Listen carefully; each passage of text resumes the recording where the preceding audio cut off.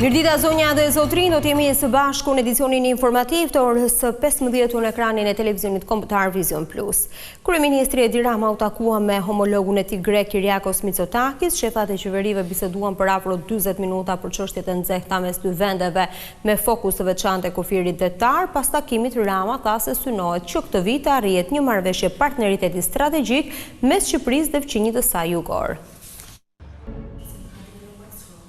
Vrasja që tronditi qytetin e vogël të Memaliet një ditë më parë dyshohet të ketë si motiv konfliktet për pazaret e drogës. Viktima Endri Goxhaj dhe autorët kanë qenë të përfshirë në veprimtari kriminale pasi ishin të skeduar më herët nga policia. Për krimin janë shpallur në kërkim vëllezrit Nela.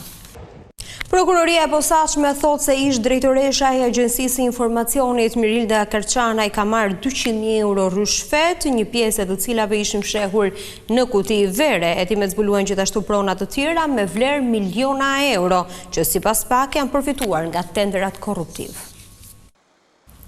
Dosja e Agjencisë Informacionit sipas kreut të Demokrat tregon shkallën e lartë të korrupsionit në këtë institucion. Ai listoi pasuritë e sekuestruara nga SPAK, duke shtuar se kryeministri Rama gënjeu dhe i doli në mbrojtje Mirilda Karçanajt.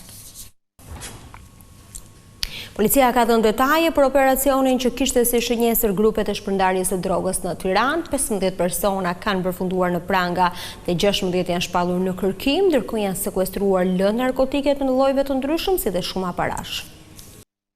5 persona u arrestuan në Tiranë dhe 3 të tjerë u vunë në pranga në Lezhë pasi kishin përshtatur ambiente të ndryshme për lëra fati dhe shitje droge. Gjatë aksionit janë sekuestruar 10 kompjutera, makineta dhe tavolina pokeri.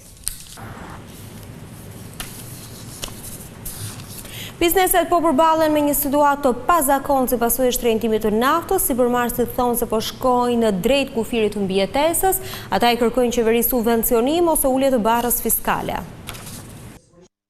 Në kuadër të plotësimit kërkesave të Bashkimit Evropian për sigurinë ushqimore, 900 biznese do të marrin mbështetje nga qeveria. Kryeinspektori i përgjithshëm Dashnor Sula tha se do të certifikojnë subjektet e prodhimit të produkteve shtazore. Vatrat e zjarrit në landfillin e Bushatit mbeten ende aktive, rrethetymit prej disa ditësh tashmë kërcënojnë shëndetin e qytetarëve në Shkodër dhe në valun e Dejes.